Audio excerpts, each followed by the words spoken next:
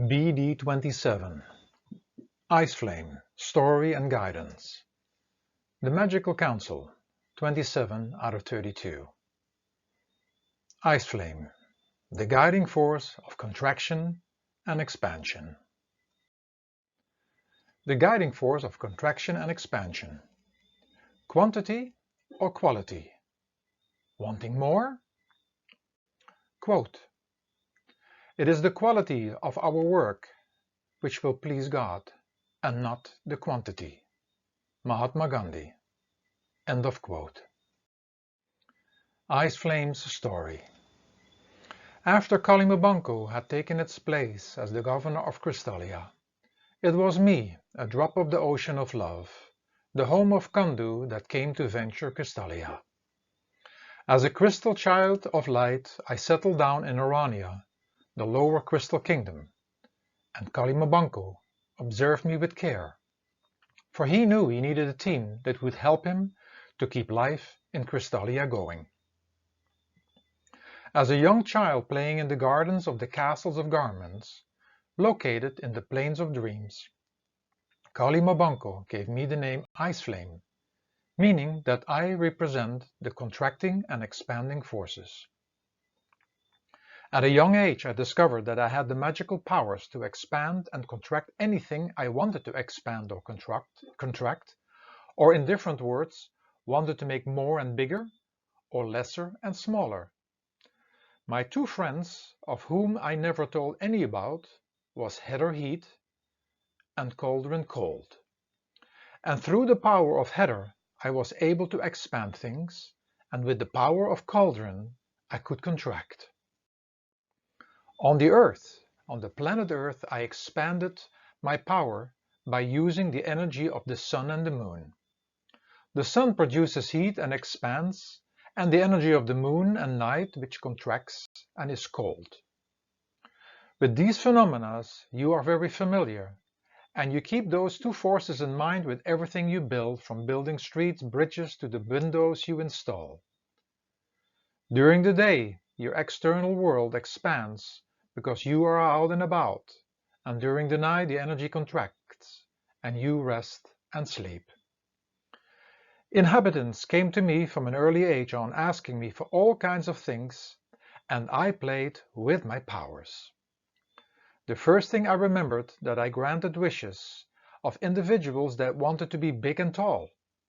And so there came a tribe of giants, and most of them moved to different planets and galaxies. At a later point in time, I changed an entire group of individuals into Lilliputians, and they also moved out from the plane of dreams. Over time, I always received wishes from the giants that wanted to be smaller, and the Lilliputians wanted to be taller, and I kept on changing them, but they were never happy.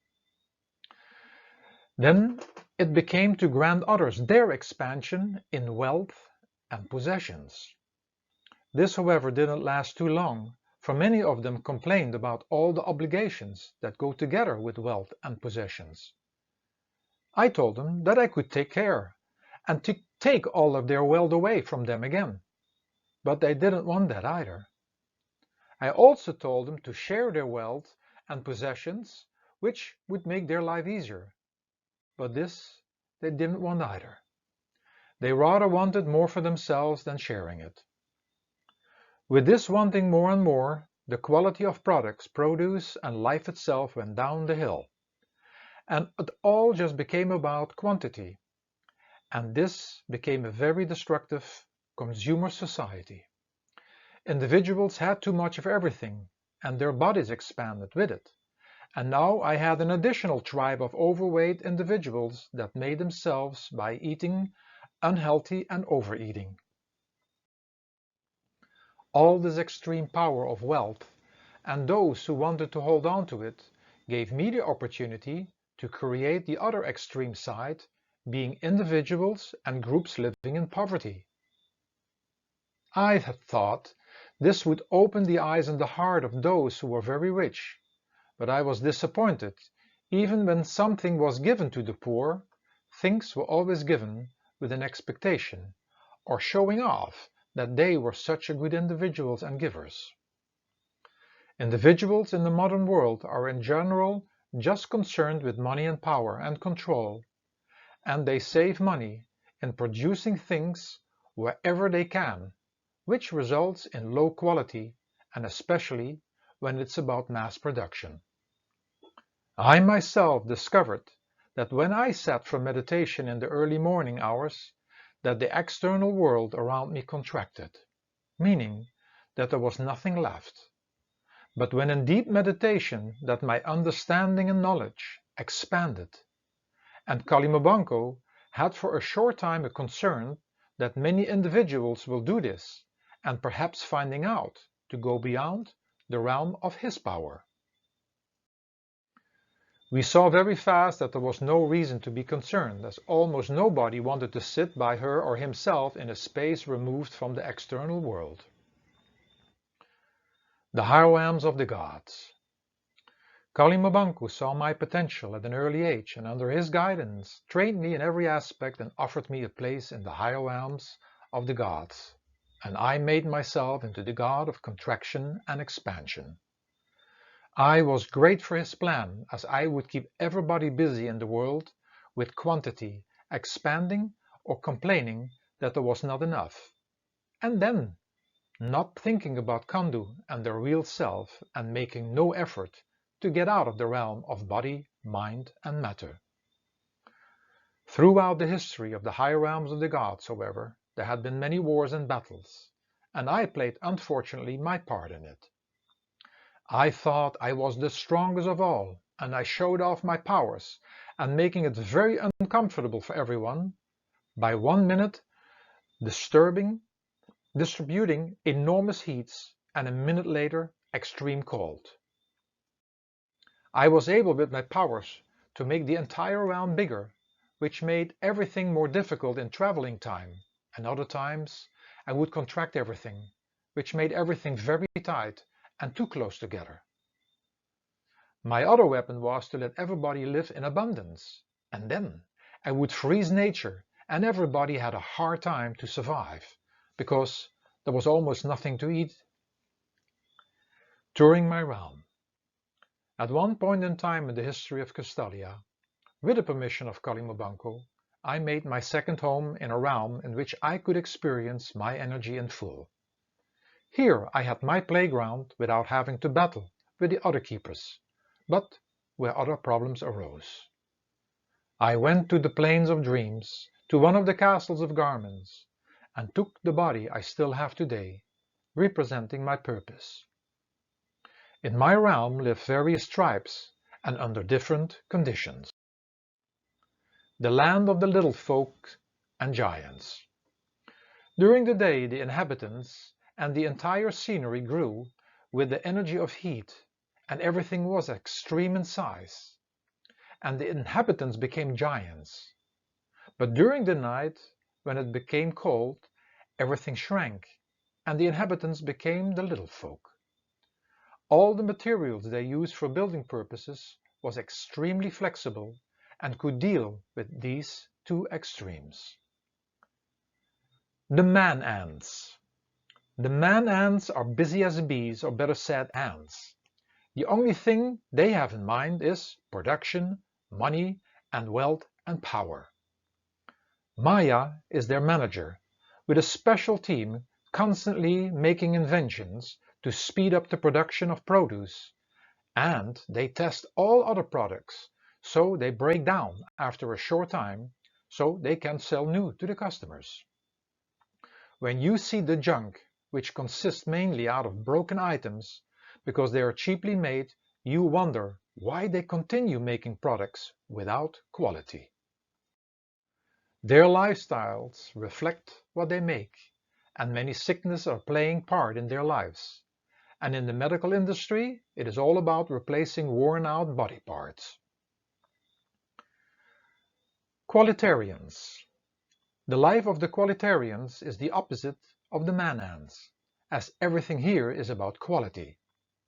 And you immediately see this on the construction of their homes, that is well made of the most quality material, but also on their vitality of their bodies. They are strong and healthy, and there is far less garbage because things last much longer. The produce looks more strong and fresh, and that quality reflects on their well-being. But many youngsters leave for the world of the man-ants who promise fast money and many attractions. There is little I can do, but in the near future, things will turn around. The Mystic Caves. In the Mystic Caves it is never too busy, as it is a place for those seeking connection with Kandu. The idea is to contract or step away from the outer world, to sit in silent prayer and meditation, and to expand in awareness and consciousness. There are many worlds inside and above the realm of mind and matter, and the more inside and the higher you go, the more you see and understand. It is like walking in a city or in the street of a city and looking at things, but then finding something higher than that level you are, and you can see more. And the higher you go, the more you can see, and you can even see the entire city. The big change.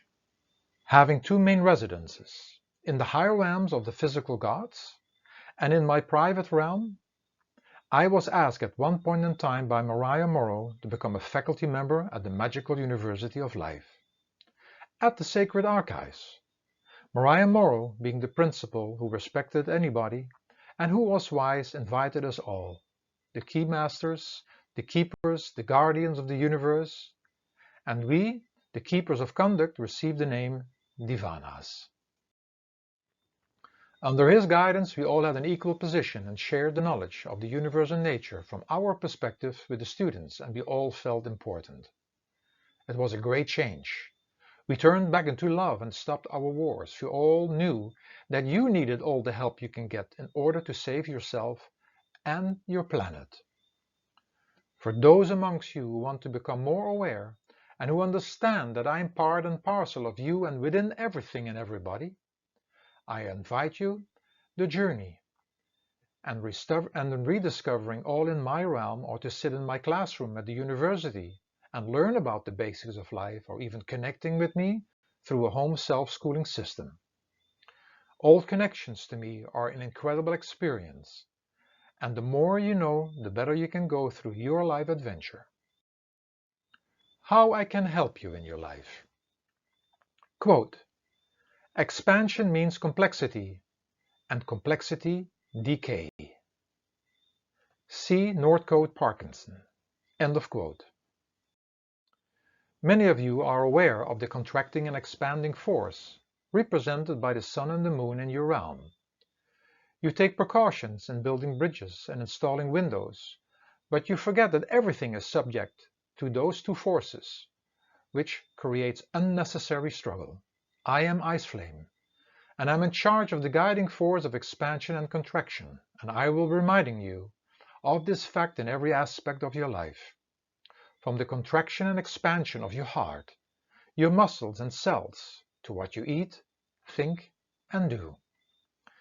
I will let you know to tune into these forces of nature to better assist yourself. I will make you aware of the ways you interfere with these forces and hopefully prevent you from unnecessary struggle. I will guide you to quality instead of chasing after quantity. Practicalities and precautions. Learn as many practicalities regarding my contracting and expanding force in order to be informed how things work properly in your world, by keeping me in mind. Study how they build bridges, roads, and install windows and endless other things. When things get too hot, you will have to do things to cool down. And when things get too cold, you will have to do things to get warm. It is also wise to be very careful with and around things that produce heat, like the stoves, the fires, exhaust pipes of engines and engines itself. And you will have to be very careful with materials that can freeze burn and harm your body. the day and the night. The day is excellent for activities under the expanding energy of the sun, and the night is excellent for sleeping when it's cooler and dark. You do as well different activities during the winter that make your body warm, and during the summer you probably want to sit in the shade and play in and with water. Heat and cold. Think about all the protections you take when it gets too hot or cold outside and inside the house. When it gets too hot, there are fans, water and air conditioners. And when it gets too cold, you will turn the heat up and dress up and cover yourself with warm clothes and blankets. Think about all the products that need to withstand when you heat or freeze things. The materials the stove and engines are made from, or the material that protect the refrigerator and the freezer. Your body. Your entire body is made to contract and expand. Just think what your skin does when it gets cold. It contracts, and it protects itself for the cold. When it gets hot, your skin expands, so it can catch the wind to cool down, and it sweats better, which as well cools your body. Think about your heart pump that constantly expands and contracts, and when your organs need to work, just like muscles, they contract and expand as well. Think about when you get afraid, nervous or angry, or when you feel defeated, how your body responds. Also realize when you do not warm up before fitness and sport activities that something in the contracting and expanding force of your muscle could snap. Don't forget, when you keep eating and overeating and just consuming foods that have been heated and have lost as a result their contracting force, that your body mechanism expands, which means more room, and that it will collect more and more in that space. Wanting always more. More and more, which is expanding, results in you having to take care of the possessions and you having to work more because more costs more money, and it results in wearing yourself out, and in the end it all results in losing quality of products, produce, family life, and life in general. Many of you look at not having enough money or not getting what you want as a restriction. But is this not connected to learn to be content? More things don't bring happiness. Otherwise, all the rich people in the world would be already happy people, and they are not. More and more brings complexity, and when things get complicated, the joy and the enjoying of things is finished. Foods. In hot climates, in which the body expands, you will find hot spices that assist in the contracting force and cleaning of the body. In hot climates, and also in the summer, it is easier for the body to eat light meals and more fruits. And in colder climates and in the winter time, you can eat more heavy foods. And here you find root foods and grains. Oftentimes, when your body has stored too much waste, it puts up the heat, which you call fever, and which burns the waste. At these times, your body loses appetite, for it doesn't want to eat, but fast. When you get a cold, your body most likely is asking for foods that produce heat. There is something clever about your expression. Feed the cold and starve the fever. Behavior. Then there is also something else connected to this phenomenon. When you are easy and open also to others on who they are, you expand in love and compassion. But when you judge and hold on to your own ways of thinking how things should be, you close off and contract. You can see this in your behavior and body language. See how you either open your arms or you close them, and even close your hands, and are willing to fight against somebody else. Expanding your view and knowledge. When you stay moving about always in the same area, your view in regards to the things of the world will stay narrow and restricted, which doesn't have to be a problem when you are content. But when you want to be part of the world, you may want to expand your horizon and have to go into the world and participate. This is of course the same with having a particular knowledge about something. When you want to know more, you have to study more, and this is the same with anything. But you cannot study and do it all, for you would need lifetimes, and even that would not be enough. When you want to know everything in regards to the creation, you have to go into the universal mind, which holds all the information regarding the creation. And when you want to know even more, you have to go beyond the reach of the level of mind and matter to the level of Kandu, the creator itself. And only from that level you will understand everything. Call this consciousness, expansion, or awareness. A quality life or quantity. Many people are as well busy with trying to live longer, but it is more important to consider in what condition and under which circumstances you want to live longer. To live long and always being plagued with illnesses and surrounded by turmoil and destruction is maybe not the view you have in mind, because this would mean living long in a very bad situation. Maybe it's more important to focus on the quality of life. What would you rather have? One good sturdy toy or bike, or 3 of them that break down after a short while? Would you rather have one good friend and one good friendship, or a bunch of friends who actually do not really care about you? Contraction and expansion. Quality or quantity, what is it going to be?